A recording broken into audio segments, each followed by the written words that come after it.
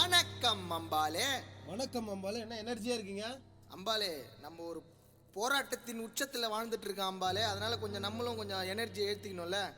உண்மைதான். என்னை கடவுளாக்காதே, ஆயுதமாய் கையில் எடுத்து போராடுன்னு சொன்னவர் தான் புரட்சியாளர் பாபா சாஹிப் அம்பேத்கர் அம்பாலே. ஜெய்பீம்.